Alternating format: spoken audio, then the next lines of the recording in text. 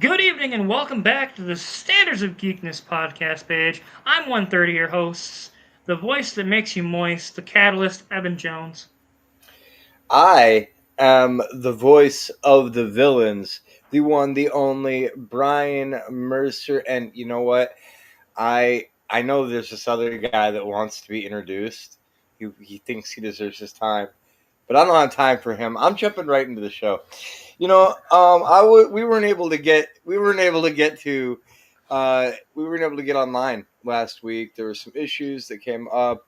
A lot of them on my end. So I'm sorry, everybody. I wasn't able to join us, and that meant that unfortunately, we missed the opportunity to report on the Night of Champions results, and we did some predictions for those. And I'm not like Daniel Roberts. Okay, I don't want to hold on to a title that doesn't rightfully belong to me. So I'm going to get this out of the way early. All right, Evan Jones, congratulations. You did a great job on those predictions. You predicted that WWE would be boring, dull, and formulaic, and you were right. You were right. I can't. So I broke into. I went ahead. I broke into Daniel's house. I there's a T-shirt that I know he really likes, so I went ahead and I used that to shine up this belt real nice for you. Okay, and I'm just gonna go ahead and hand that right over here to you, sir. Mm, oh, oh, oh, oh, oh, yeah, Oh, this is very, very shiny. Well, thank you, Brian. Thank you for being a good sport. You know, when it comes to predictions and, I really want them to be creative, but when they're predictable, it's just too easy. fair enough. Fair enough. I will say I know that a couple of my predictions were long shots, but I was really hoping that we were gonna get something special there. And for what it's worth, I was about this close on that Seth Rollins cash-in prediction. I think we can all agree that there was a You moment, were very even close. you thought that I That was walking away. had that happened, we would have tied. Yeah, As it would soon, have as soon been. as I heard you said Seth Rollins is coming down, I'm like, oh shit. Yeah, I. Yeah, It hey, was we'll quite the take a moment. victory, but the congratulations is appreciated. Most thank you. I'm a fighting champion. I firmly believe that not one. I guess the Nugget. He's too busy trying to find his blankie. Um, did you make sure to tell Daniel's mom hi and give her the wink? Oh. Daniel's mom made sure to save me a plate. Okay, Oh, okay. that's how that works. Did you How is your mom doing, get into the Daniel? hen house? Chicken nugget. Uh, Well, Lethal Nugget, I can see you are going to be full of conversation this week, and we've got plenty to talk about in the wonderful wide world of wrestling. Yeah. Are we sure that he's a member of this podcast? He seems to blink in and blink out. I don't know. Maybe it's a bad connection with the UK this week. Damn British internet. Almost as bad as the Australian internet. So sad. So Anyways, yeah, so I'm a fighting champion. We've got not one but two pay-per-views, two big pay-per-views WWE side this weekend. Saturday night main event. We have evolution. three matches announced. We've got Gunther versus Oldberg, LA Knight versus Seth Rollins, and Dominic Mysterio versus AJ Styles. Um, I just want to say this. There's a reason ticket sales for this have sucked. Are you back now, Daniel? Are you sticking around? I don't know what happened. My internet keeps kicking me out of the stream. It's like they don't want me to be around. They always think my stream looks like it's trying to say something. Like we don't want any more controversy from Danny Roberts this week. All right, well, just I want let us nothing know. but controversy from I mean, Daniel if it kicks Roberts. me out again, we know the truth. The stream doesn't want Yeah, me here. Eric is yeah. offering to join in your place. He's in the chat. He's all about it. And we might have to take him up on that. This keeps We might have to continuing. take him up on that. Um, Southern style Michigan Nugget might happen to have to happen. Does it count as an automatic Nugget owned if someone replaces him on the pod?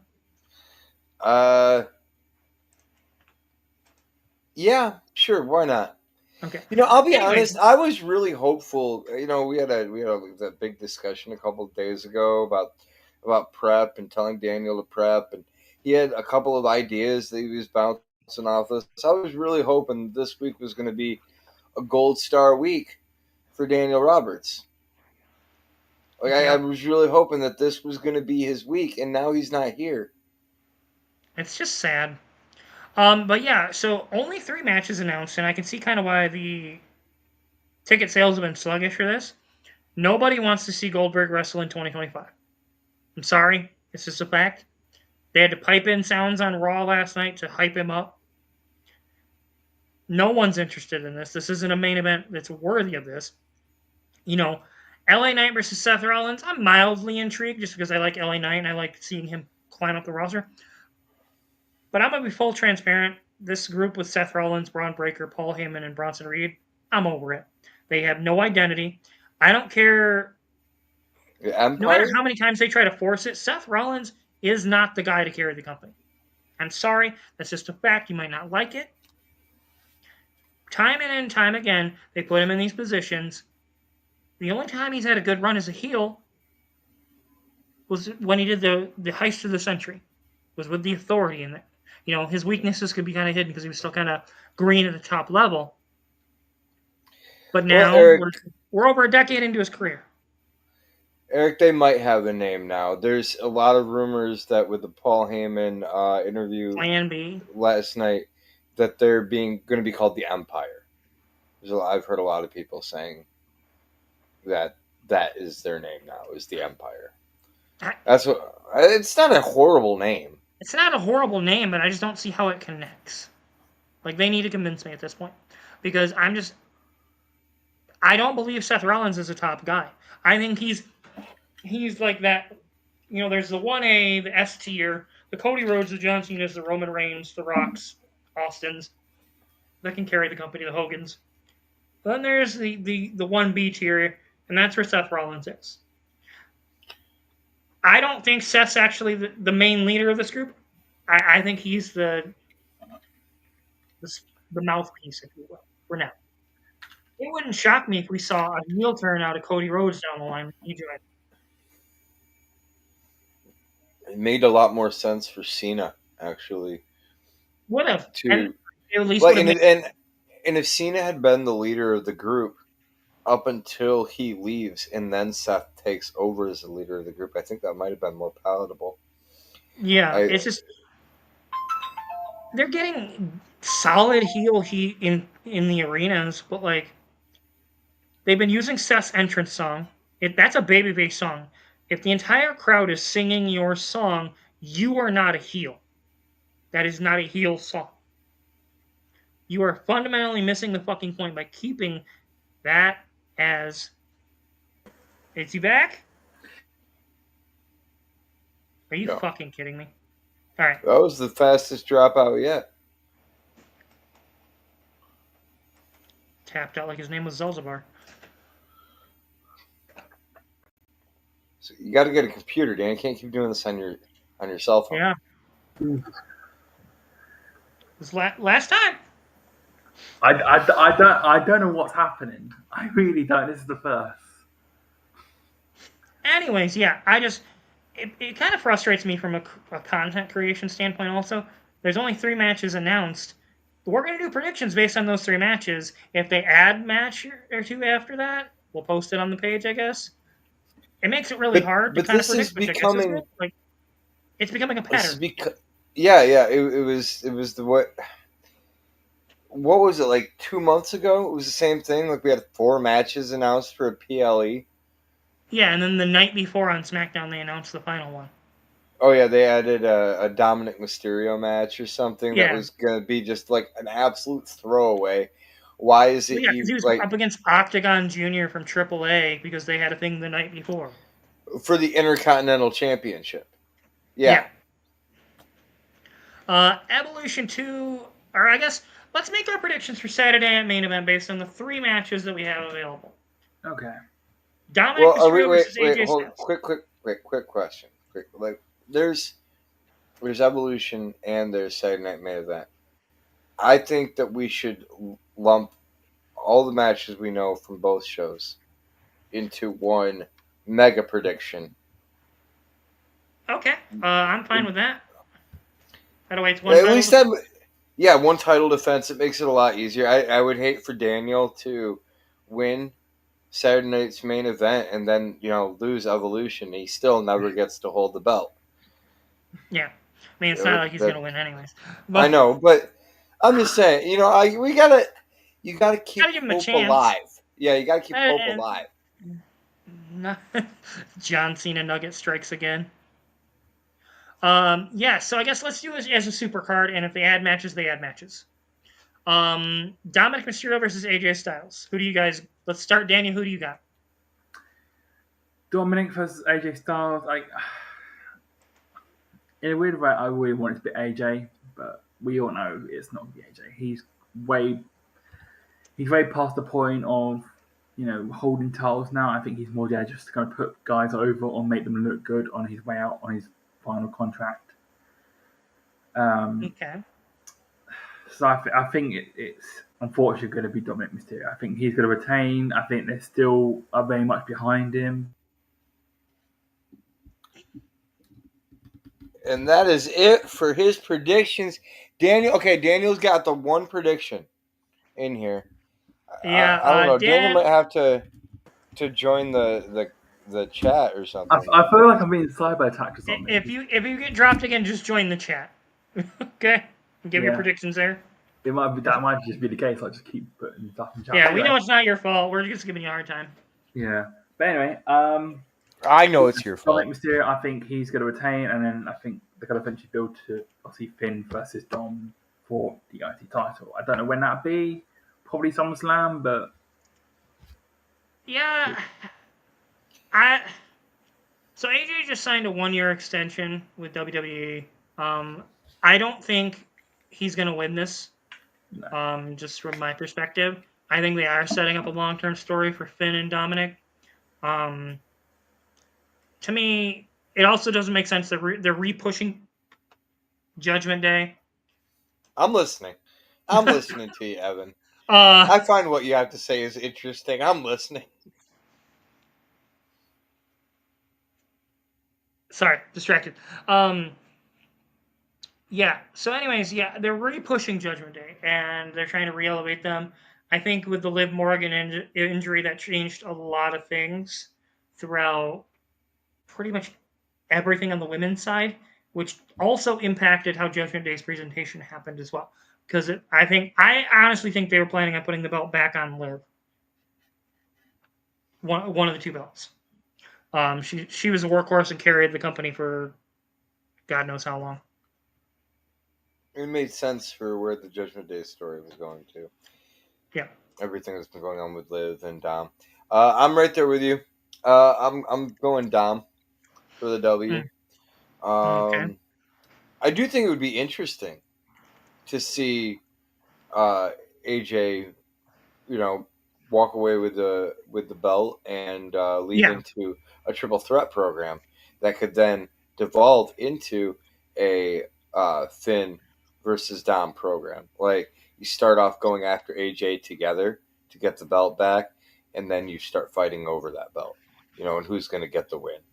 I think that could be a really interesting story to tell, but as we've seen from predictions in the past, and the fact there is not a belt currently on my shoulder. Yeah, I'm gonna go Dom. Okay. Randy Orton versus Drew McIntyre. The fans. I think the fans. This is going to be my match of the night prediction. Yeah, this is just gonna be a really good match. I'm gonna go with Drew on this one. Drew's been away, and just coming back. I think it's a bad look whenever someone comes back from an injury and their first match back, they should take a loss. I don't think that Randy is in a position where he has to win here.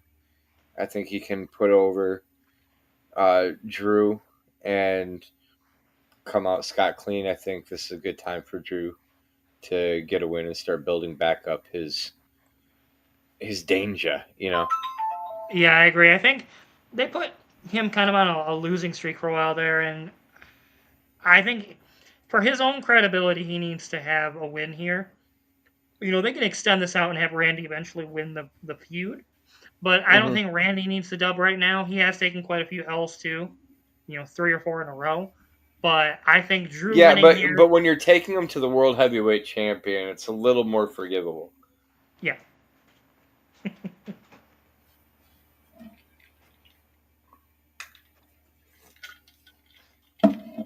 How about you, wrestling Mark in the ether? Do you have a prediction for Randy Orton versus Drew McIntyre? Crickets, crickets, crickets, crickets. I do Well, gotta Dan, believe that we're gonna get one more SmackDown match yeah, I think so added to too. this card. Well, the weird thing is honestly how this women's tag match is built too, because we've got the women's tag team champs, we've got the SmackDown team Alexa and Charlotte, we've got a Raw tag team and an NXT tag team still to be determined. Wouldn't shock me Uh, if maybe they had a couple qualifier matches to get the tag teams onto the card the night before and make them get the rub. all right, the Nugget is saying that he's gonna try and log in again here. There we go. There we go. I thought, you know Whoa, Are you on your whoa, phone? whoa, wait, whoa. Hey, you left the theater? Wait, what? What is this? What is this wall behind you with a clock? Even Pee There's, Wee Herman there's, left the This is theater. my you're actual not. background. Wow. A Daniel Roberts, a nugget in his natural habitat. All right, Dan, who do you got, Drew or Randy? I think this has got to be Drew. Surely they got to be building or doing something with him. I mean, he hasn't really done much with him since. Well, Yeah, honestly, you can't really go wrong here with either result. Both need a little bit of credibility, but Randy's at least been in a main event position for a couple months. yeah, Drew needs the win. He took a bunch of losses to CM Punk, back and forth with him for a while. He lost 3 in a row to Damian Priest. yeah, Like, he needs the win here. cool. And Uh, LA Knight versus Seth Rollins. see, I think this could go either way. I really do. I think it's very 50-50 on this because I could definitely see LA Knight winning, but at the same time, I can kind of see Seth winning as well.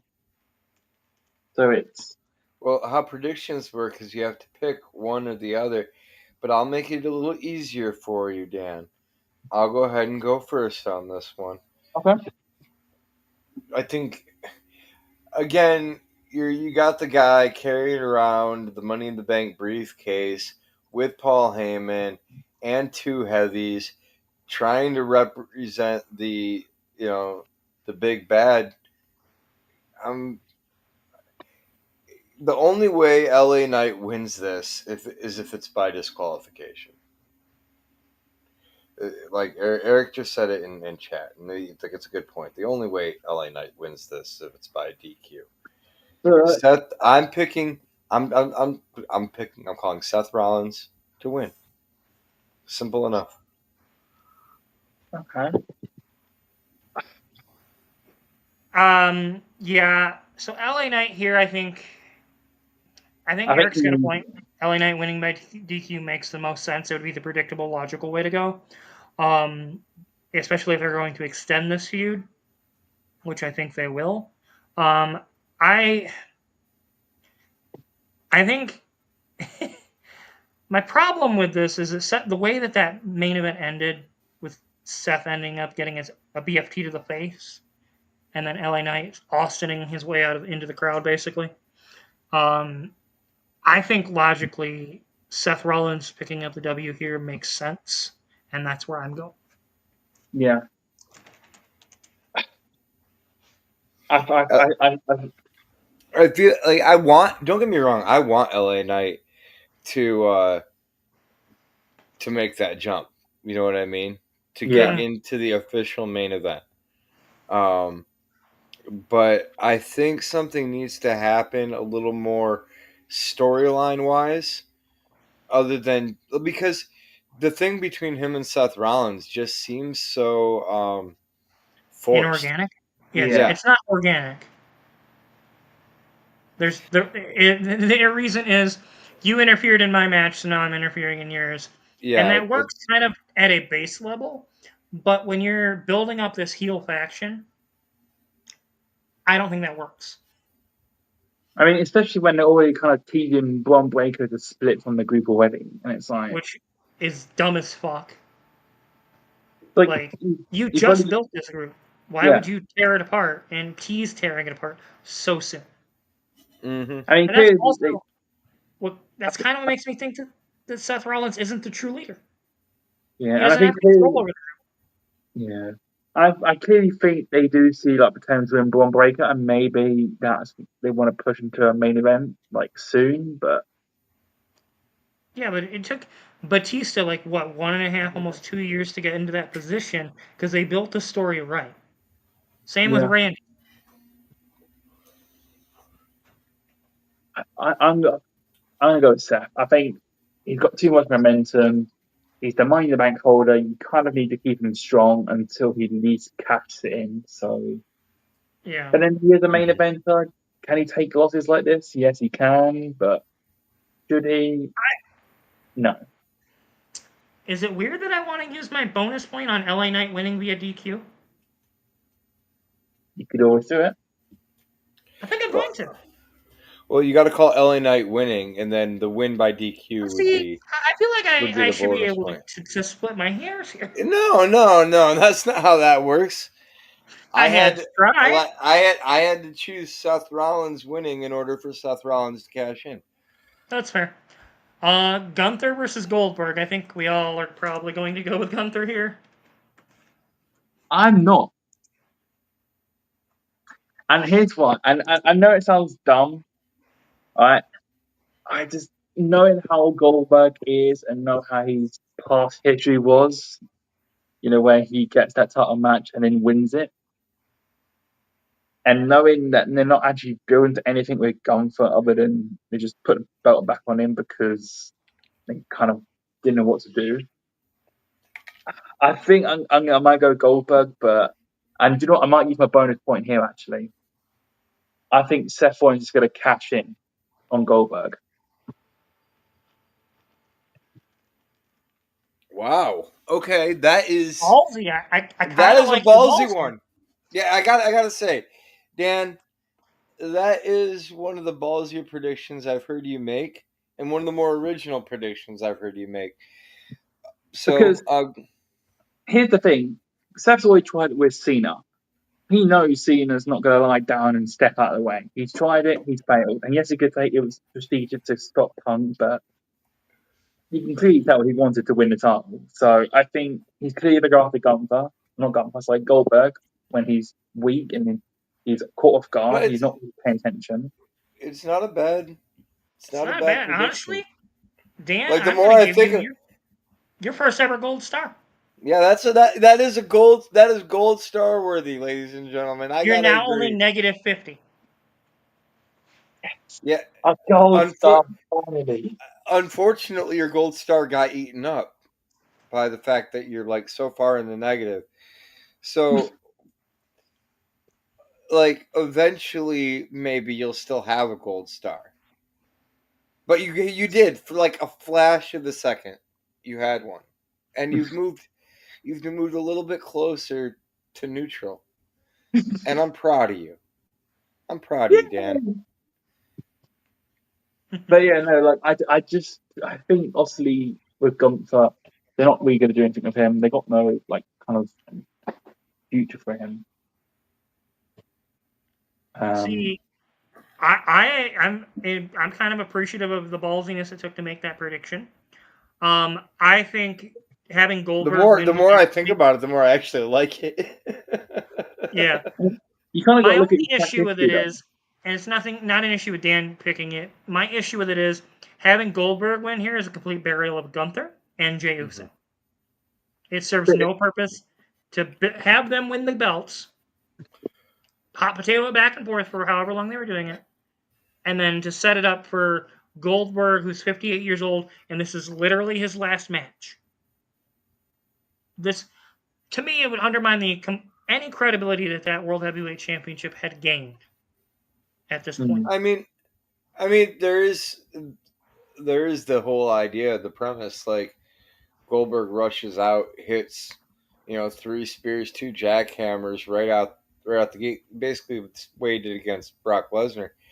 I just honestly don't know where you would go with it from there. That's why I like Dan's predictions so much, is because, like, okay, you can give the guy, that one big flash, the fans, that one big flash of Goldberg, of what you want out of Goldberg, and then you get the title immediately off him before the show even ends. That's why I like that prediction. I've gone back and forth on this because it does. Here's the thing that is awkward to me: is Saturday night's main event being the farewell. I understand it's in Atlanta, but it's just that always felt a little off to me.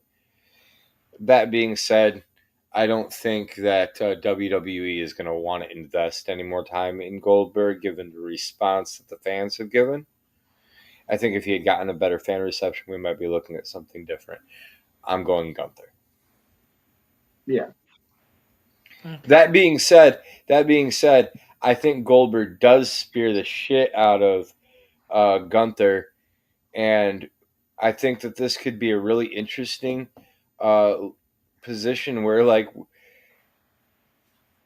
Gunther could have messed up ribs, Uso could have messed up ribs, Sami Zayn has messed up ribs, and all of a sudden Braun Breaker becomes the most dangerous guy on the roster just by virtue of the spear. I could kind of see like Jey Uso maybe costing Gunther the title, like just to help. What would be the point in that? I don't know. I could see that it would in be a very way. babyface of him. I could see like WWE do something dumb like, oh, let's just bring Jey Uso out to kind of at least help Goldberg out, and then yeah, I can see it though. It's gonna be. I know it's dumb. I know, but am I wrong? Is it too far past WWE's logic to do that? It's too far. One step. You were doing good. You should have just you gotta know when to quit. Got the final hurdle. All right, Evolution 2 predictions. We've got. And I think this is where the title is going to be won or lost right here. Yeah. I don't think any of these matches matter really. If I'm being honest, I think it's SummerSlam's where the matches matter, in my opinion. JC Jane versus Jordan Grace for the NXT Women's Championship. Jordan Grace. Well, that was the fastest prediction I've heard Daniel make yet. I'm sorry, it's dumb. It's dumb. You can't not put the belt on her. She is one of the greatest TNA women's champions of all time, in my personal opinion. Why wouldn't you? She is fantastic. She's got everything you want to hold the women's division down. Yeah, I mean, to a degree, she's everything you want, and she's been a world heavyweight champion over in TNA too. It wasn't just Tessa; it was her also. My issue with it here is the way they built the feud with Fatal Attraction, Jordan Grace, and Blake Monroe. I don't think Jordan Grace is winning this match. My prediction is JC Jane retains through some nefarious heel antics. Blake Monroe comes out to make the save. They set up the match for the next NXT show. Blake Monroe versus JC Jane for the title there. I just feel like maybe JC Jane versus Monroe. I don't want JC Jane to win. It doesn't make sense to me that JC Jane is the NXT Women's Champion. She got her ass beat for a long time, and then because they wanted to call Stephanie McCare up, they decided to pull the trigger then. I still don't understand why her, out of all women on the roster you had, you could have. Well, you heard it in the promos on the NXT after she won it. They were all calling her the most beatable women's champion of all time. Like, that's downright disrespect. That's some nefarious Diddy level shit. I'm also going to go with Jordan Grace on this one. I think that in terms of name and marquee, it's just a better position for WWE to get the belt onto her. Like, no offense to Jesse James. And I like we're in a situation where we're like looking at low ticket sales for Saturday Night's main event, low ticket sales for Evolution. There's been a lot of talk about the ticket sales. We'll do more talking about that later tonight. But I think if you're gonna try and market a show and you're gonna try and like sell those tickets, you need those marquee names to help sell the tickets. Like, that's just classic wrestling right there. Yeah, and no, I agree. bottom line is Jordan Well, Grace and is a they marquee built name. all these matches at the last minute too. It definitely didn't fucking help. You know, I'm That's why guys. this is so hard. That's the real reason why this is so hard. Yeah, I don't think Blake Monroe costs Jordan Grace the match. I think they're setting Mariah May, Blake Monroe up to be the next face of the women's division in NXT. Yeah, that's where I think it's headed. And I do think they're going to do that, but I just don't think they'll put the belt on her that soon. I think I think it'll be a couple month feud with Fatal Attraction.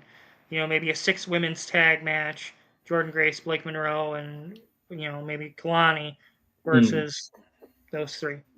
I definitely think we're leading to Jordan Grace, Mariah May. I've heard a lot of talk about them turning Mariah May heel. There is a world where I could see Mariah May costing Jordan Grace this match. That would be interesting. And I think I'm going to use my bonus point on that. I was just about to make a switch and do that. Damn it.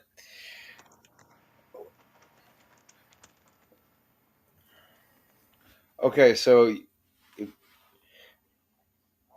Daniel, your bonus point was used on a Seth Rollins cash-in. I thought Evan already used his bonus point. No, I jokingly tried to. Then he told me okay. Okay. So, all right, there's a battle royal. The winner gets a title shot at Perth, at the Crown Jewel at Perth. This is. So... I'm calling it who it is right now, and it's not too obvious. It's Nikki Bella. It's going to be Nikki Bella. She's been announced. She's kind of like the big face in the battle royal. I've got a better option. What's your option? Soraya Page. Ooh. It would be an interesting one. That's who I'm picking to win. Imagine, because she's a free agent now. Imagine she returns and is able to wrestle in the WWE.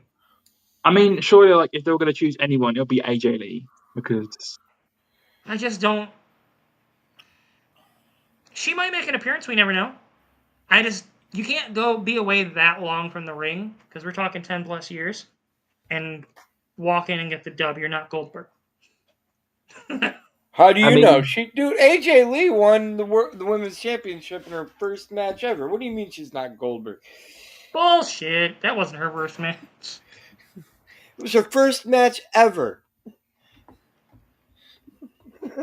I mean, to be fair, I could kind of see them doing it, because other than probably what Rhea Ripley, Bianca Belair, you haven't really got. Not even I could think of, like, who else is like that big enough to start to kind of come in. I mean, I guess there are other options. There's like Alexa Bliss or Charlotte. There's other women in the division that they could put this in. Chelsea Green would be a fantastic pick here. Oh yeah, no. Have Chelsea versus Tiffany. That could be fun. I'm gonna go. Chelsea versus Rhea would be fun. I'm actually gonna can't talk. I've always said from day one. Dan, It doesn't matter. Brian? I don't need to pick. I already picked the winner. I already named the correct winner. It's all right. Evan None wrote of it us down. heard it. Oh, but I said it. I said it. I don't None need of to us say it heard it. again. Okay, I'm going to actually be going with Alexa Bliss on this one. I think that WWE has been waiting for the right time to like start pushing Alexa towards something again, and I think this is a good opportunity where we can get her back into a title program. And I think she's a much better. Like I actually like the idea of seeing an Alexa Bliss, Tiffany Stratton like That could work. program. They have Alexa Bliss in the women's tag belt match on the show, so I don't think she's winning both. Oh, I didn't say, but I didn't say she was winning both. Okay. I guess I like Charlotte the could win idea. the Battle Royal. I like the idea for her winning the battle royal, and I she has a history of winning battle royals too. Like she Yeah. has multiple battle royal wins. So like, Yeah, you never know. All right, we got Tiffany versus Trish. My money's on Tiffany in this match. I think Trish is here to give Tiffany the rub to help elevate her. I don't think it's much more than that. Wait, she's you facing don't Trish Stratus. you don't think Not Trish Stratus is winning the women's championship at this late stage in her career? No, like I didn't no. know she was facing Trish Stratus. Like I didn't know like that was the Oh, match. Tiffany and Io. That's how bad this booking was. Tiffany and Io got to choose their opponents. Huh? Yeah. Yeah, it makes absolutely no sense. Welcome to the WWE where the rules don't matter and everything's made up. Yeah, I can't I mean, see you as got. much I as will I say this love is Trish good. Stratus. As much as I love Trish Stratus, I'm yeah, I gotta agree with you. Tiffany Stratton's winning this. It's not even going to be. Like I don't see any world in which Trish Stratus gets the W here. That being said, Daniel's about to tell us that Trish Stratus is winning, and then we're going to see a cash in of a Money in the Bank briefcase. It wouldn't shock me if Naomi got involved in this match. How did you know? Because you literally made the same prediction for Goldberg. Oh, yeah. So I'm calling for Naomi to win the title of Tiffany Stratton. Okay, but you can't. Just to be clear, you can't use this as a bonus point. You only get No, one bonus. I know. So Okay. you're saying Naomi cashes in? That's your prediction? Yeah. All right. Because of the wibbly wobbliness of this, I will let you have this either in the match or post match. I mean, to that you kind of did it as well, where you did Seth Rollins to win. So I said Seth Rollins was cashing in the match. Oh, okay. I was very specific. He was cashing in the match, just like he did at Mania, and that's exactly what he almost did. Now, if he would have cashed in after Cena had like already won or something, or after Punk had already won, and then won the title, no, that's not the correct prediction. In the match or after the match? Yeah, I can't see like what Tiffany would be doing at SummerSlam. I can't see like she hasn't got opponent kind of ready for her. You got 2 months to build it. They're doing all these other They're builds building in a Jade week and a versus half. Tiffany. That's what they're starting at. Yeah, but I feel like surely like Jade would be. I just had this weird feeling like Jade will face off against Naomi at SummerSlam. I could just see it. I don't I know mean, why. it wouldn't shock me if that's the case. Like Jade versus Naomi seems more plausible. Like she wins the number one contender facing Naomi at SummerSlam, and you would think, oh, this is where Jade wins, but Naomi wins, and then you build it to a Mania and maybe throw in Bianca there on the way there. Yeah, I definitely can see that. And Bianca actually would probably be a really good pick for the Battle Royal now that I'm thinking about it. I mean, to be fair, where is Bianca now? I mean, I haven't seen her. She's had broken fingers since Mania, okay. so they've kind of had her intermingled a little bit, but I don't think she's had a match since then. Okay. I didn't know where she was because like we haven't seen her for like. So, are you calling for the cash in the middle of the match or after the match? I'm gonna say after the match. All right, locking it in. Women's So it tag does. belt So match. so if, so for Daniel, it doesn't even matter who wins that match. It matters if they cash in afterwards. Yeah. That's interesting. I don't think it'd be Okay. during because I think Naomi's quite a smart heel. Like she knows like See, you're lucky Brian's nice. I would have made you use your bonus point on that. Because she's not in the match. true. Well, he already used his bonus point on the I know. Goldberg one. True. Imagine true that you though. did. Imagine we see both cash-ins. Which to be clear, you called for Goldberg to win, and then Seth to cash in afterwards. Yeah. I'm gonna hold you. If Seth was to cash in the middle of that match, no bonus points for you, sir. No. Okay. I know it won't because I don't know how Seth operates, but I think he'll use his hunches. He'll use Braun and Bunsen, and yeah, I think obviously they'll try and lighten him up a bit, and then for Seth to hit the stomp 1, 2, 3. Okay, women's tag belt match. We only know 2 of the teams because that's how bad this booking's been. We've got Roxanne and Raquel, the champions, versus Alexa Bliss and Charlotte Flair, versus a Raw tag team versus an NXT team. What the fuck? I'm just gonna do the first one of the episode. Triple H, Shawn Michaels, whoever's booking this garbage, do fucking better. It's definitely Triple Yeah. H because Shawn Michaels is actually smart with his booking. I'm just going with the champions retain on this. I thought this was a dumb It's too much match of a to mess. book. That's I thought this was a dumb Yeah. match to book, anyways. And the fact is, I don't see any point in keeping the titles on the Judgment Day if you're just going to have them turn around and lose it.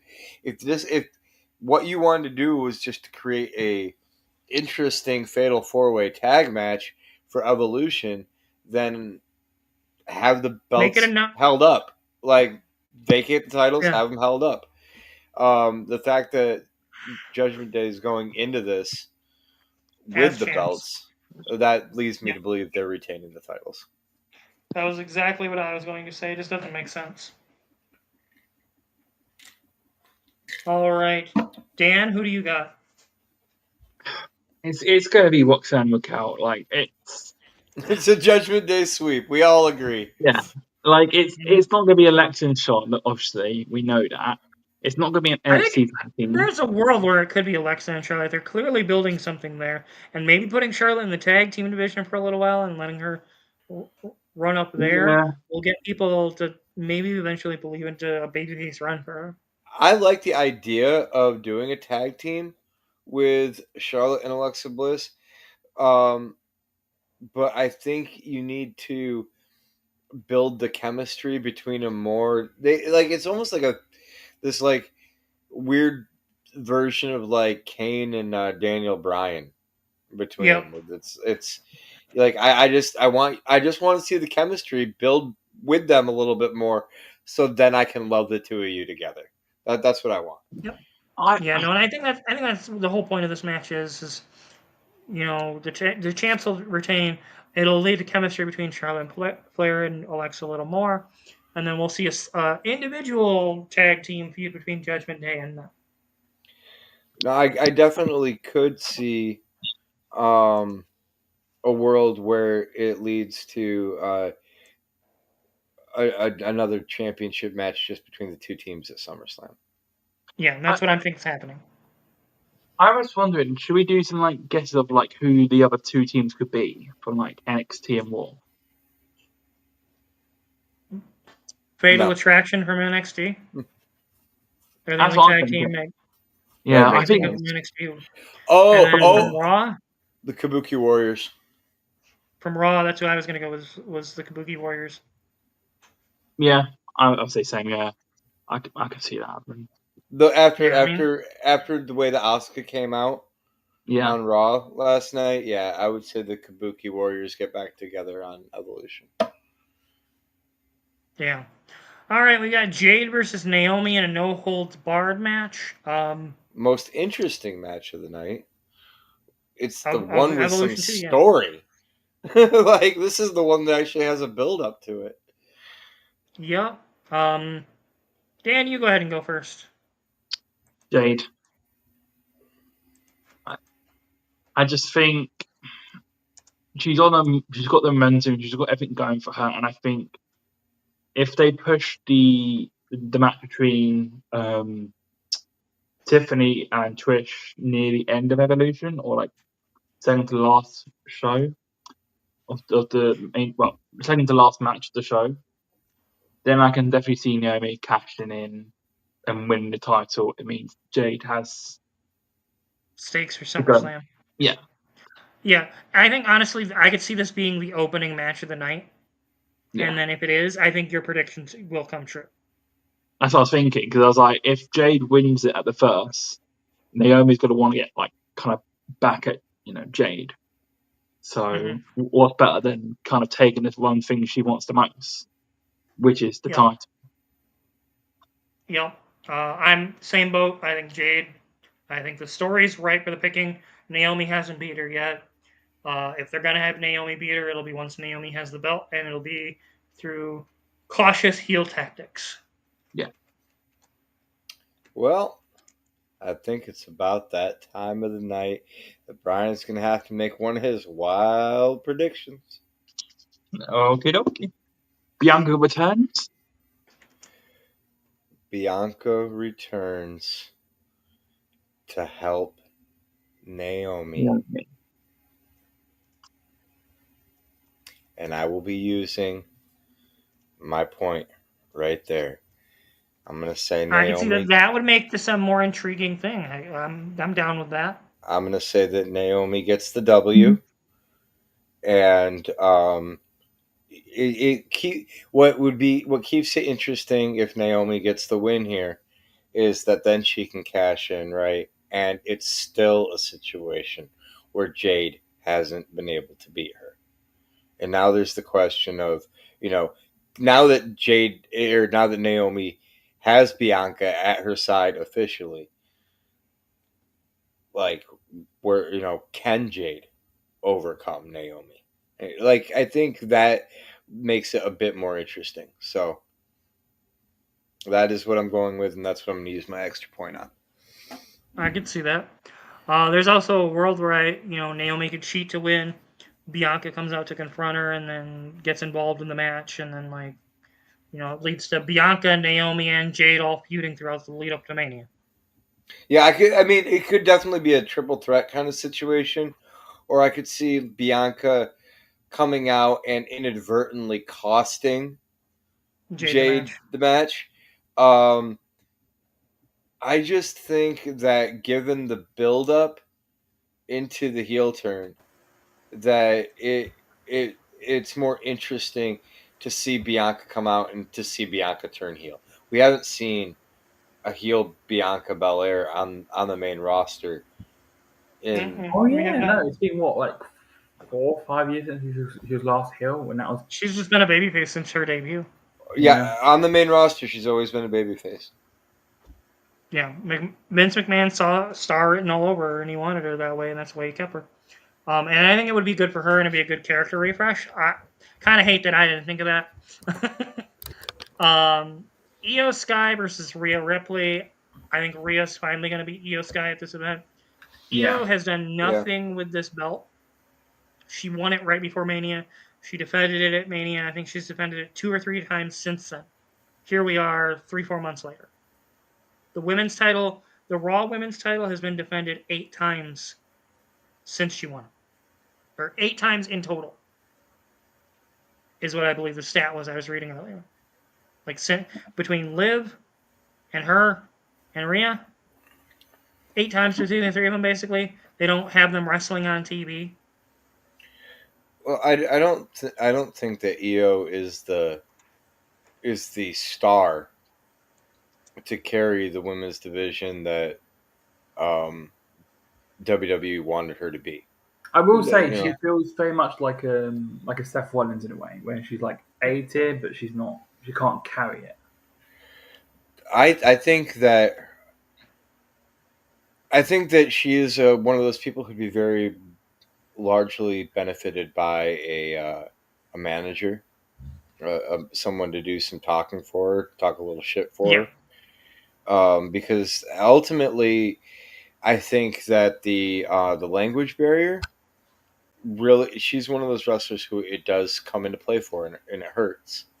Yeah. And Yeah. I think Like, that's keeping her from building the storylines with the gravitas that she wants. So I'm going with Rhea yeah. wins. Yeah, I feel like it affects. Like, I don't know, maybe it's the language barrier. Sometimes, like, I think sometimes the audience can't really connect with some people who are like not from, like, who speak English as their first like dialect language. Well, I mean, I don't think I don't think that's helped it. I don't think that's the only reason.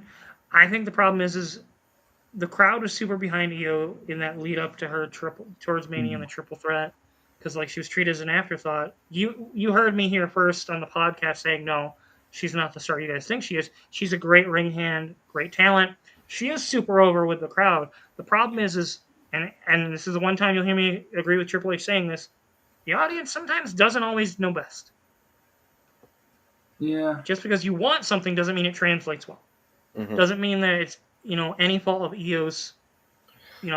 It's just to really be the top draw, you need to communicate in a way through your matches that translates not only in promos but through your matches physically.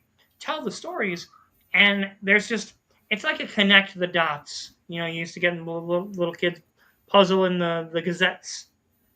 You go through all the dots and you get to the last like 5 of them, but there's a missing dot. And that's all I'm saying. I, I I wouldn't go as far though as to say that her title reign has been like a failure. I think she's been a fine I champion. I think it's been a fine, I middle of the road championship run, but I don't think that I don't think she's connecting. But what I'm saying is like I think sometimes that you need to take those risks. You need to take the chances. I don't think there's a problem giving her the belt, putting the title on her, letting her hold it for a while, and seeing what she could do with it. Did she carry the division the way that he's gone again? Did she carry the division the way that they wanted her to? No, I don't think that she did, and that's why I'm voting Rhea. I'm gonna assume Dan's probably going with Rhea here based on what he was saying. Yeah, I'm gonna have to disagree with you. I'm pretty sure that he said that Io wins by knockout. Dan, right?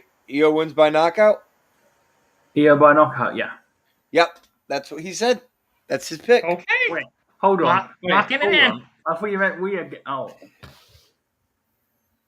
This is too easy. I thought you said Do you we want are. you got Oh, Rhea? Do you have Rhea winning, Dan? yeah, we are winning. No, he Okay. already picked. You can't take it back now. You can't. That's not fair. I All got right. to drop up the call again. All right. It's been a couple weeks since we've really been on the air.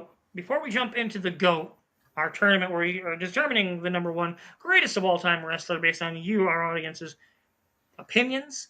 We want to give a special shout out to our sponsors over at duelingguard.com.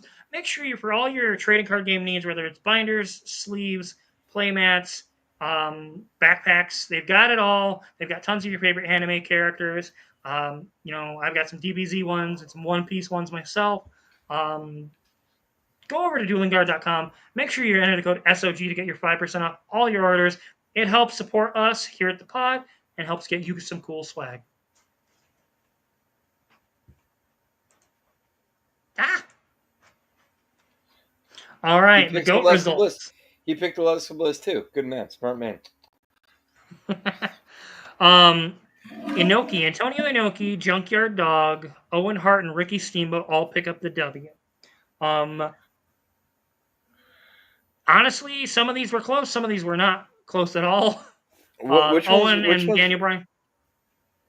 Oh, no, Owen no. and Go ahead. Daniel were really close. Junkyard Dog was a clean sweep over Drew.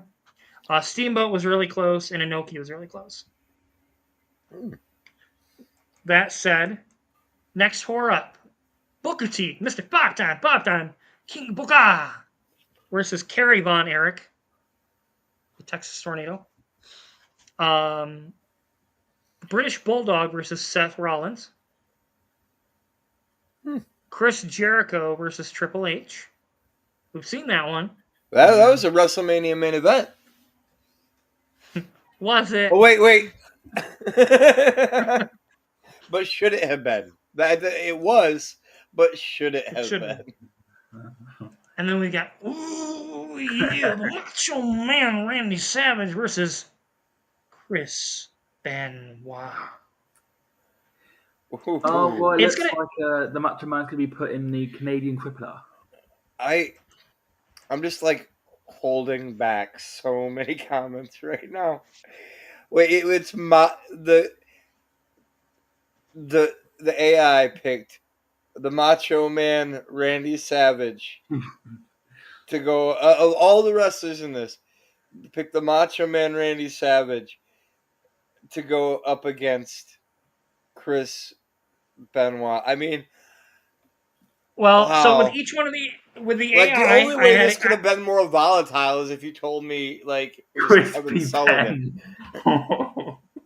Oh, like oh my god, Steve! You know, the Macho Man's gonna come out to the ring. He's gonna be like yelling at Miss Elizabeth, just screaming at her, berating her.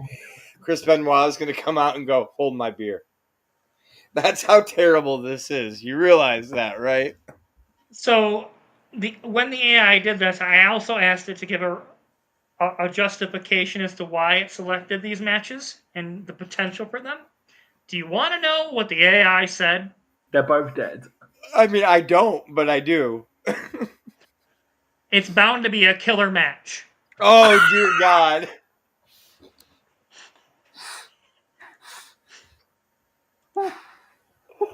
Deadass.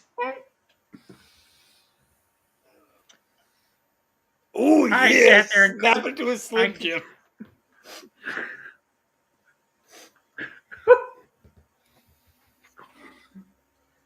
Wow.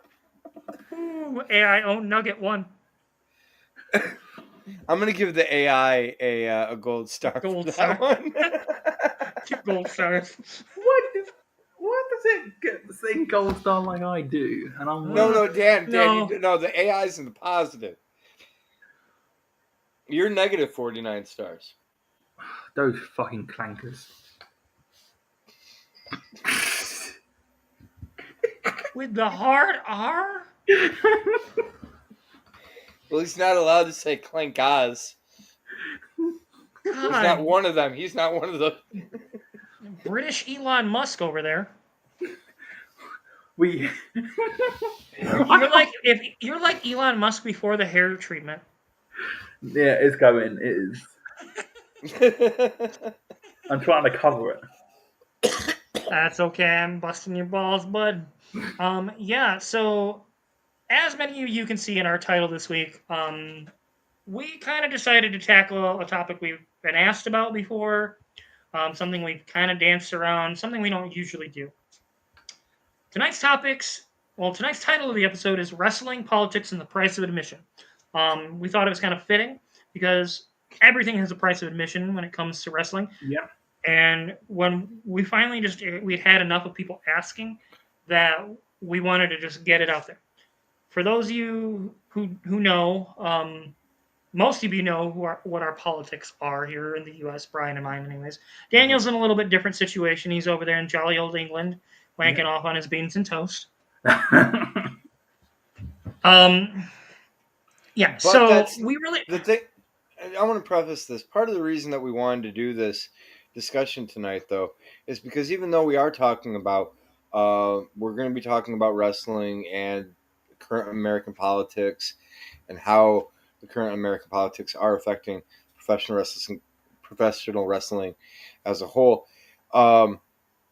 Daniel, you're still being affected by this. Yeah, very much. It's a unfortunate side effect of trickle-down economics. Of course. Which doesn't actually work, but some people believe does. Yeah. We specifically wanted to talk about how policy impacts, economics, and how that impacts financial decisions made by corporations, made by the government, made by people just like us three here on the pod, made by you, whether it's Steve trying to buy his beta Dark Ritual, or Eric buying his next video game, or Rhea Ripley getting another tattoo. There's always a cost associated with your next thing. But yeah, just to kind of preface this, last November, Donald Trump won the election. He became the president. His economic policy is basically, let's give the rich more money and hope it trickles down. We're going to gut, the financial, or not the financial, the social services system to pay for the tax cuts for the billionaires and then raise taxes on the little bit. That's just a kind of surface level explanation of it. Many of you There's have seen in also the news the U.S. federal budget bill has been argued for weeks. It is beginning to shift some things here on the economic, side of the U.S. The tariffs have also affected things. Honestly, this can be traced back to the first Trump administration with COVID, with how the mismanagement with that affected in person the spread of COVID. I mean, I don't think any president would have been truly able to grasp COVID, but the malpractice in the way that that was handled definitely impacted, in-person events for a couple years at a time. And I think that trickles back to these companies now are kind of trying to make up for lost revenue during that time. That's why we're seeing exponential, increases in prices. Um, perfect example. Raw in Detroit in 2023 was $45 to $70. Raw in Detroit in 2024 was $50 to $75. Same venue this year. Lowest price seats that we could find was $75 each, and that's not including any fees, to $120, and that's still in the lower nosebleeds. Mm-hmm. And when we're talking like the kind of seats where your viewing of the ring is restricted by the giant LED screen, but that's all that is, I think what really needs to be understood here is those early numbers that Evan was just talking about. $70 is the high point, whereas now $75 is the low point. And when you're talking about that kind of shift from going from, all right, this is the top of the top, to now that's the very base, you're automatically pricing out a huge portion of the viewing audience. Yeah. Yeah. Wrestling was started as a carnival act, over 100 years ago. It was meant to entertain the poor, the low income. It's a, I hate using the term carny, but it is seen as a carny type thing. That's where it gets its roots from. Mm-hmm. You can't deny the history of it. It's evolved beyond it. Well, it works out. But There's a carny type president in the office, so hey, I'm taking the shots today, man. Wait a minute. I will not be taking any criticisms from a man with the last name Mercer. He can't build walls. He only referees matches and gets knocked out.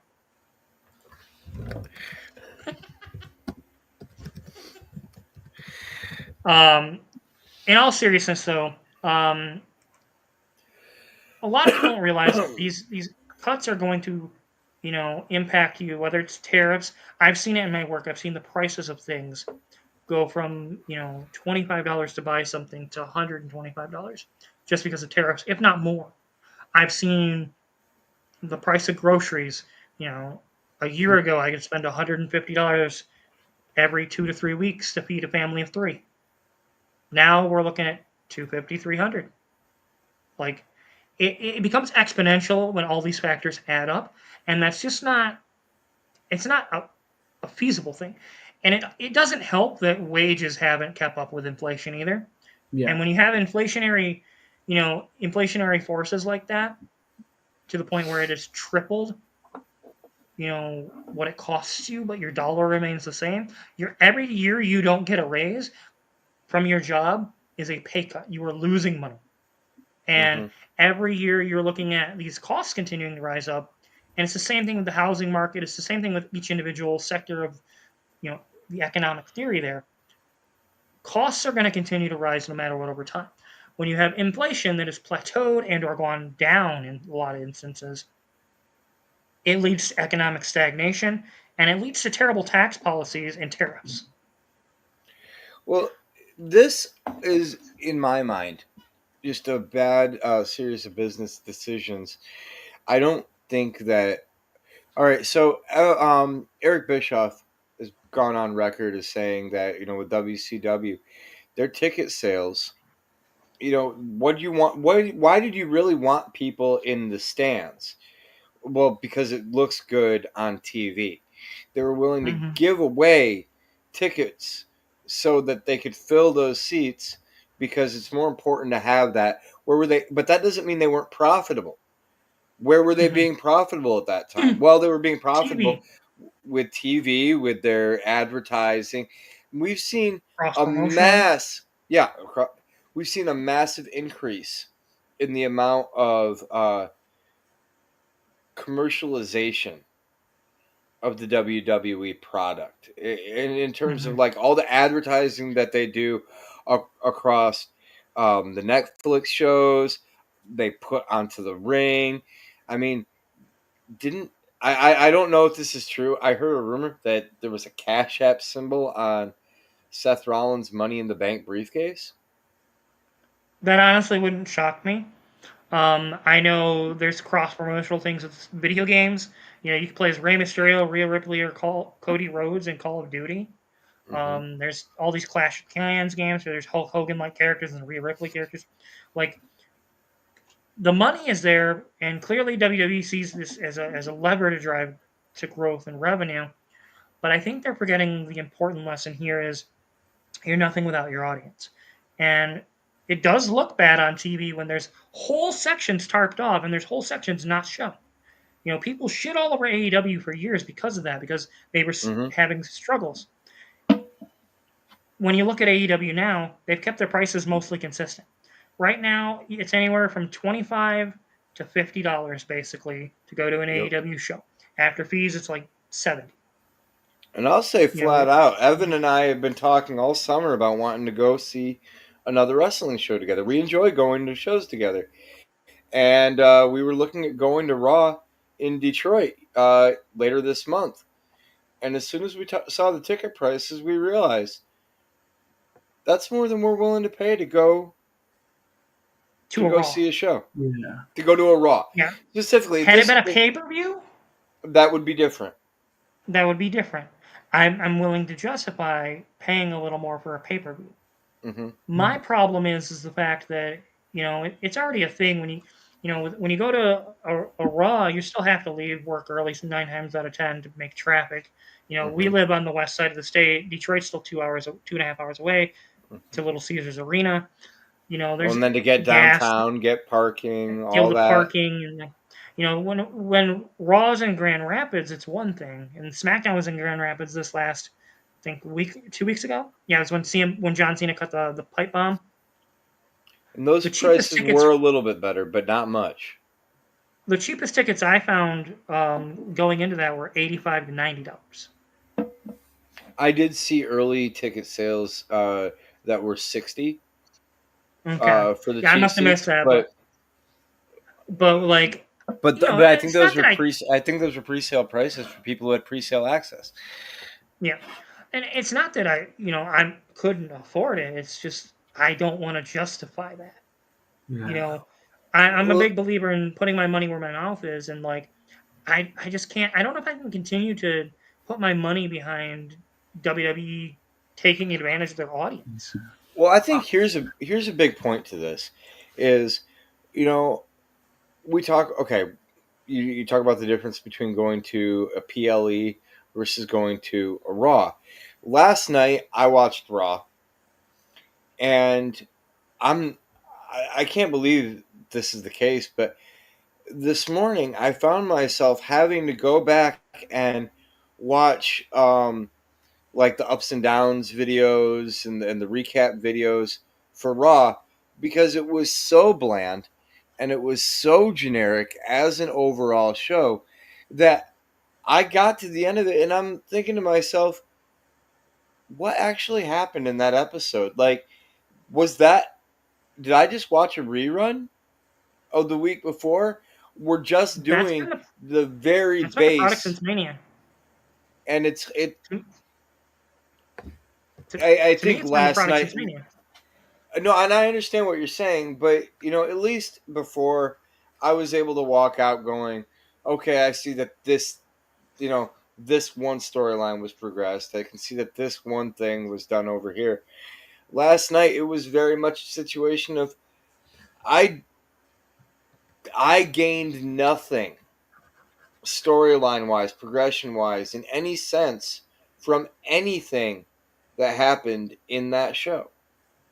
And if that's the kind of show that you're putting out, why in the fuck should I pay $80 minimum to come see it live? Yeah, Yeah. and that's my thing. So like, okay, pay your what, $10, $15 for Netflix. It's a hell of a lot cheaper to sit at home with no pants on. Yep. And it's kind of the same thing in me, Brian. Like, I couldn't. I tried to watch the full show. I couldn't. It was too bland. So I tried to watch it in like the clips. Couldn't watch it like that. It was still boring to me. I watched in on Wrestle Talk. That's how I managed to find out what happened during the show, because Well, just watching those clips, watching the main show, it's just I fell asleep. Let Full me ask you, transparency, I fell asleep in the middle of it. Dan. I want to ask you specifically because, like, okay. Evan and I, we're a little more spoiled here in the States. Yeah. Whether it's AEW or WWE, we have the ability to attend a couple of shows a year. Yeah. If we're willing to do a little bit of traveling, maybe Chicago, maybe Indianapolis, maybe Detroit, maybe Lansing, whatever. But Yeah. there are opportunities there. You might get the opportunity to see one show a year if you're Yeah. lucky. Pretty much. Yeah. So where my question comes in is like where you have the degrading WWE product, Yeah. where it's not as entertaining week by week, and now WWE is coming to your area. How does that affect you as a consumer? And second part of this question, how does that affect you as a consumer, as a fan going to that show, if they then jack up the price by, what is it for you, 50 quid? No, so essentially, I think I told you this lot like a couple of years ago. Like, I went to Money in the Bank 2023 in the O2. Those prices were fucking ridiculous, and this is not even that. This is 2 years ago? I think it was like you're looking at maybe 200 for one person. 200 what? £200 or dollars. They're basically the equivalent of there. So essentially, around the 200 price range, and that's just for one person. That's not even about any packages. That's not about any like add-ons. Right now, that would be $271. Yep. Yeah. I was just looking that conversion up. Yep. So I have a tab for when Dan talks British money because I don't remember it. Yeah, I'm the same way. I want to do that conversion. All right, so for one ticket to go to, what show was this? This was Money in the Money in the Bank Bank? 2 years ago. Money in the Bank. So it is a pay-per-view. Yeah. So I understand the price hike. But still, $271. Shouldn't be any more than 150 in my opinion. For appealing. Realistically, for a lot of people working in the United States, and I assume that the average wage is about the same in the UK. I'm guessing that averages out pretty close. Yeah, look, it's maybe I think just a bit lower than yours, but we do have that like guaranteed. Well, no, you guys have a national living wage of $12.21 per hour. Yeah. Oh. That's for 21 and over. If you're 18 to 20, it's $10 per hour. Under 18 or apprentices is $7.55 an hour. Yeah. It's So still though at this point, like realistically, like a lot of people in the States are making between 10 and 15 an hour. Yep. So those are comparable So numbers. it's similar. Yeah. But even then, you're talking about what you're talking about for that ticket, for one ticket. You're talking about 2 to 3 days worth of work. Yeah, and to be fair, like that, and the seats where I were, it wasn't like, oh, I was near the barricade or I was near the wing. I was like up high, like in the far corner, because those were like cheaper Right. tickets. Oh, And so, like, gross. you're constantly have to look at the monitor, like that surrounds the wing, or I just zoom in on forgot your about phone this and show. just look through the camera and just watch the action through there. So I it wasn't. completely forgot about this show. So it. I Oh understand my the god. price. The reason why the price Hmm. is so high because it's money in the bank, and obviously, you know, it's kind of like a once in a lifetime opportunity for most people. Like if you're not living in the States, you kind of would pay those prices. It's the same with War as well. I say like War this year, like when I went to it, it was like 150, which was That's insane. yeah, Well, like if you're 150. paying 150 for a Raw, like your PLE is probably is gonna be 3 times that basically. Then. So you're looking at like Yeah. 450. So yeah, if we have maybe another pay per view this year in like the UK, it's probably be higher than 200. It's probably like 400 and something. So it's probably be like double, triple whatever the price was from 2 years ago. That's crazy. Yeah, And and then like for instance, the Right, Forbidden I got the Door pay per poster view for you, that's Evan. Took me a minute to thanks. finally get it, but yeah, nothing. Yeah, Forbidden Door is actually at the O2 this year. Your baseline ticket's starting at $75, and there's tickets available. yeah, and Like, it's scary because eventually there'll become a point where like even if I want to pay like I could pay for these events because they're like one-offs. So I'm not going to get War or SmackDown or even like pay-per-views like every single month. So mhm. if I'm going to pay for an event, I may as well pay for it this one time. Otherwise, I've got to wait maybe like 6 months to 9 months, maybe a year for the next one. So it affects us a It lot means a differently. little more. Yeah. So let me ask you this. So what point is too much for you? Like at what dollar point would you say I'm not going to Raw even though they're in London? I'm I'd not say anything. going I'm I'd not say going to anything this above PLE. 400, like 400, 450. That's way too much.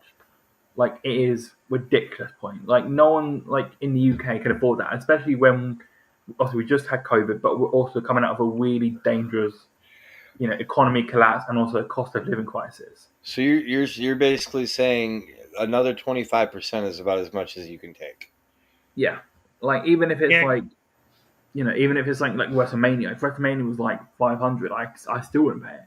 Even if I want to go, it's way too much money. I'm spending half my wages for that month just to go to Mania, and that's not on top of the travel, merchandise I want to get. Like I would pay maybe over $1,000, Well, and I think that really says it maybe all right more. there. Like knowing just how bad UK wrestling fans have wanted to a WrestleMania Like if in yeah, London and or in the it'll UK, happen eventually. and like if it gets to that point where like if I find out like WrestleMania is coming in 2 years time and we find out the price is gonna be like £600, I'm like, well, there's no point of fucking going then because that's gonna cost me maybe 2 months of my fucking wages just to get one ticket.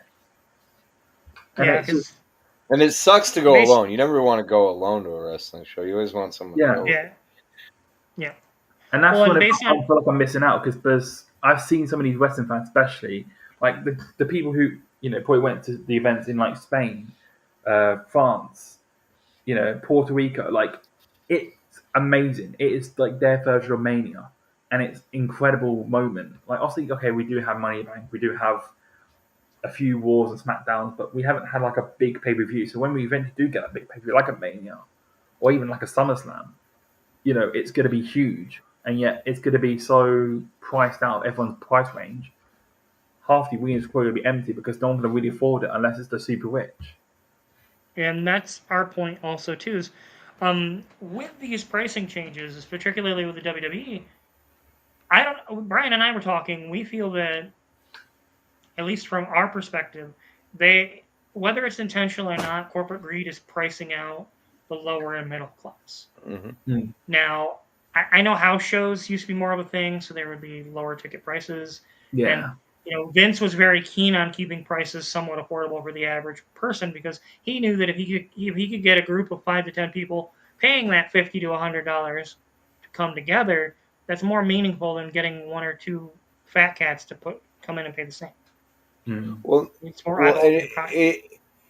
it's more longevity for your product. How much longevity does being realistic about it, professional wrestling is a niche kind of thing as it is. And then how much more niche does it become in that high affluent community? We're going to, looping this back over to the politics side. So I can't believe I heard this announcement made this weekend. Our benevolent leader announced that next year, on the White House lawn, that WWE TKO partner UFC is going to be having a fight on the White House lawn. Wait, hold on. What do they mean by that? Just like a wrestling Like event? there's They're gonna gonna have be a there's UFC gonna be a pay-per-view. UFC pay-per-view on the lawn of the White House. We live in the idiocracy timeline. Not only is Fuck, this that makes man no sense. What? well, not And only is this man legally stupid, I'm pretty sure, but like he he's debasing all American normalcy. Like I'd seen that, I just didn't know if it was true or not.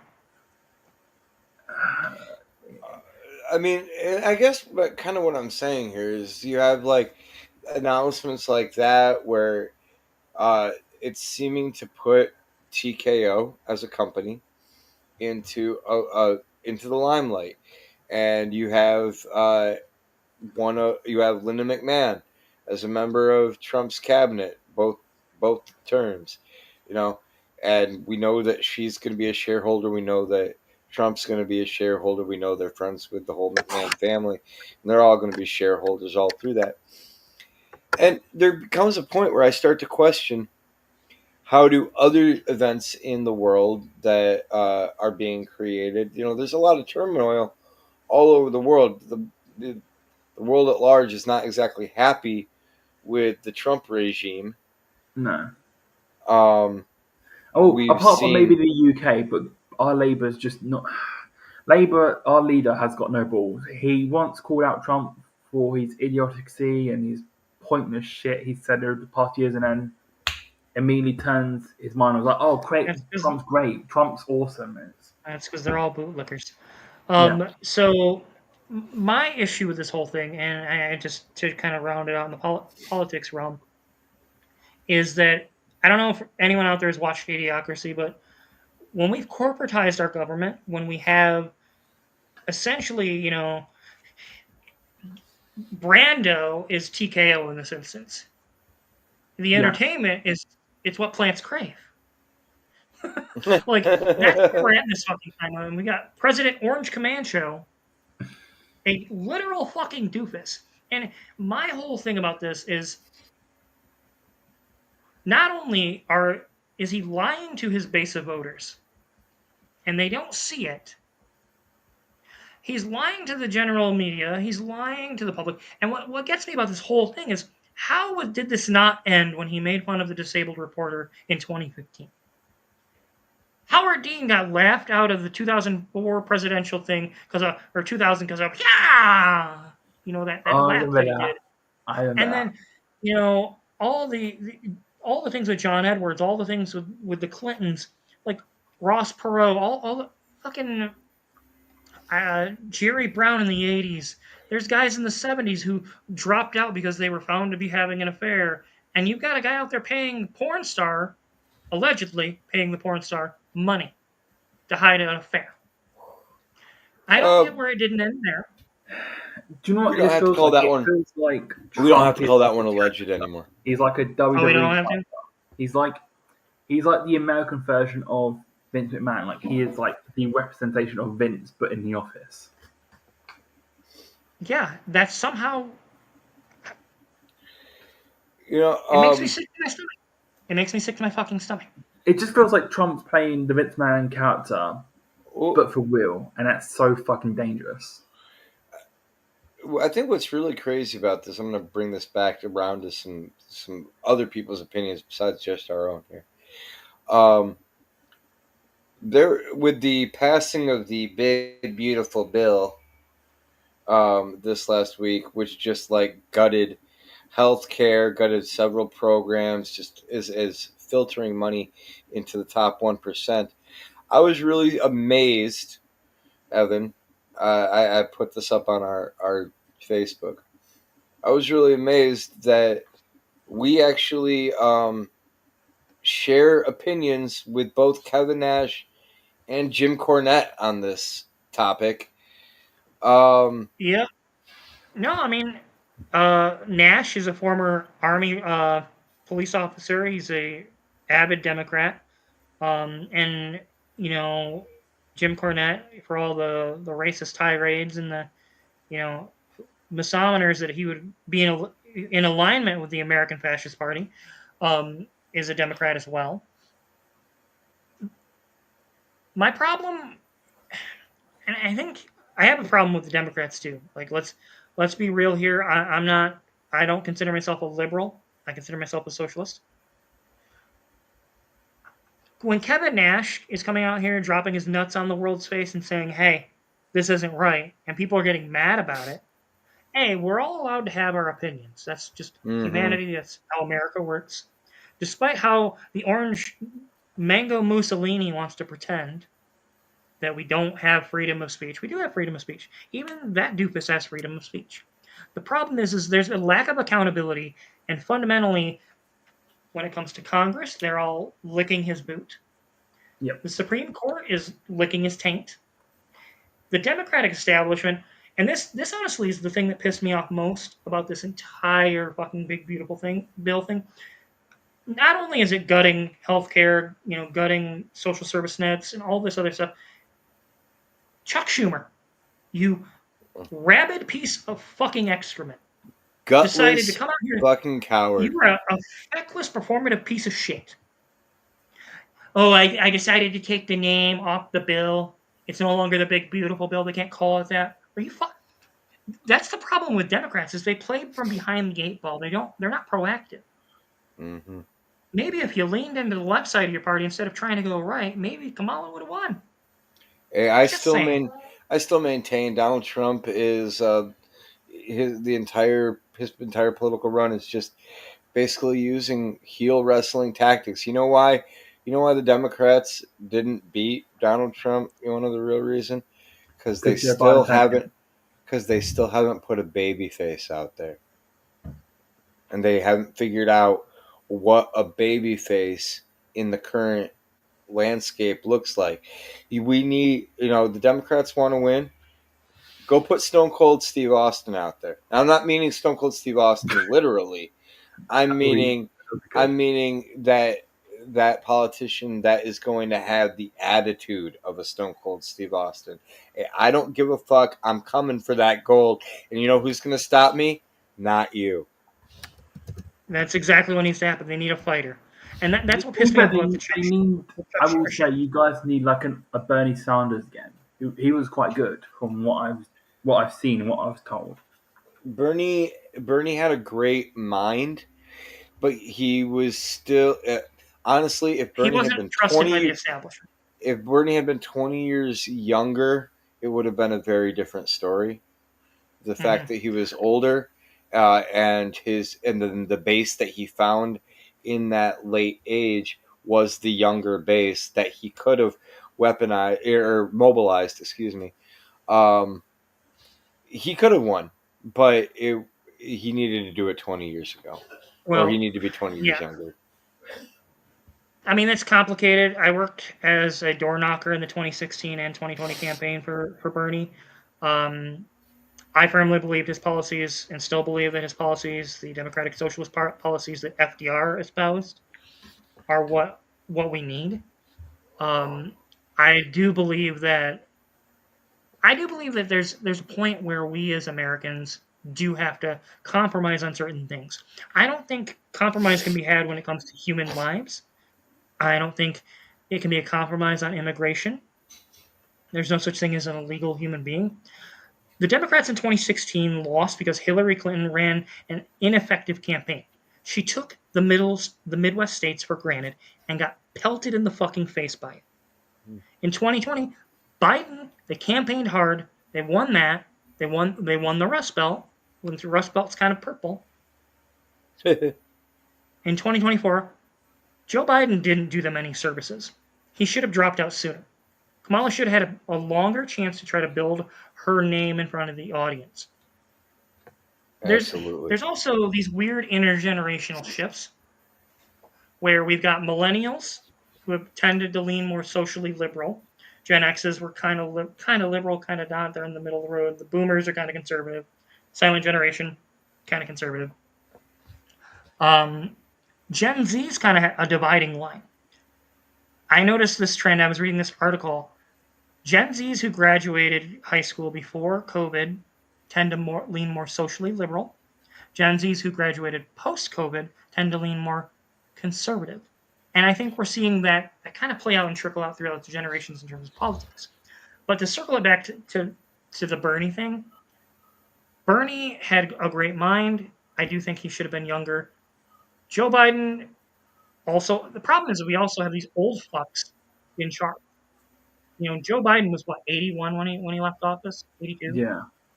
79. Bernie's 82 or 83. Hillary Clinton's, in her 70s. Bill Clinton's younger than Trump, and he was president 30 years ago. Like, I'm sorry, the boomers, you guys need to step the fuck aside. You've had your time in the sun. You do not need to be making decisions that will affect generations to come. It needs to be Gen X and millennials' time to take the reins to lead our country through the future.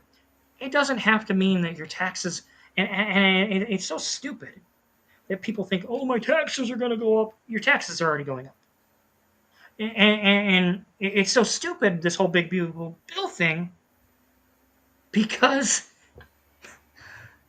they're tricking you. They're saying, hey, we're going to do all this stuff, but we're not going to do it until after the midterms in 2026 so we can blame the Democrats when all things go wrong. Because they know they're going to get their asses kicked in 2026. That it's just gaslighting. Just straight up, it is gaslighting. It is lying to every single person out there, trying to make them not realize what's really going on. It's disgusting, if I'm being honest. Do you think there should be like an age bracket of like what's term limits on if there's term limits on the president, there should be term limits on Supreme Court justices and members of Congress. There should be, if there's a minimum age, there needs to be a maximum age. Yeah, because minimum is 18, so surely there should be a maximum age, maybe like 60, 65, 70, maybe 75.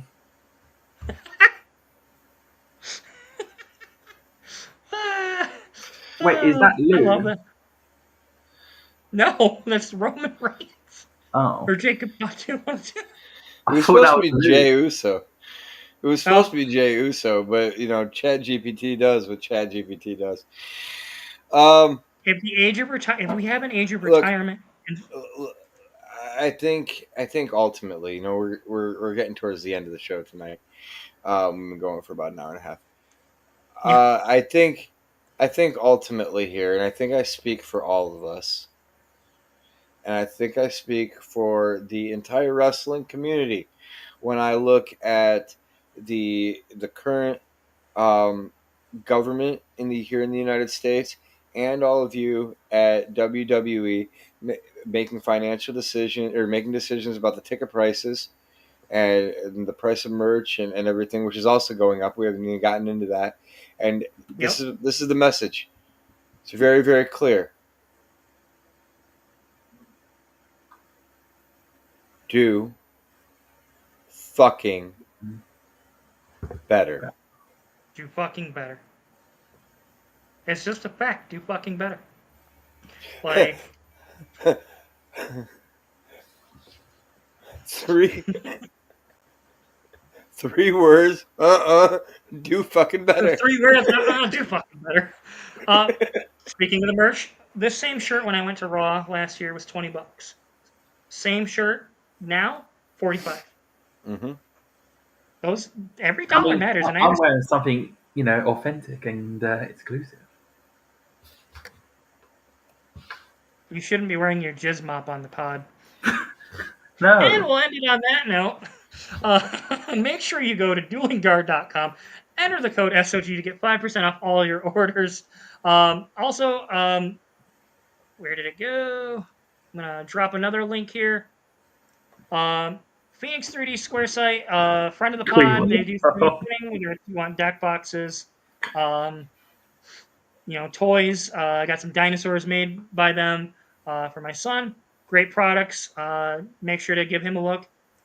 Yeah, it's been real. I know it's been kind of a weird episode. We've talked about a lot of sensitive topics. Hopefully, this is the last time we have to address it. Before we go, I need something, Evan. I can't go a Tuesday without having my iguana time. Can I have some iguana time? Yeah, Mr. Iguana, Red Iguana, Mr. Gila Monster. This is the tribal iguana, or the iguana chief. To Yeah. be fair, he is now my favorite wrestler. I just find it funny that you didn't know who he was like a million years ago. Yeah, I didn't know who he was, and now he somehow became my favorite. That makes sense. That sadly makes sense. All right. That's going to do it for us. Have a good night, guys.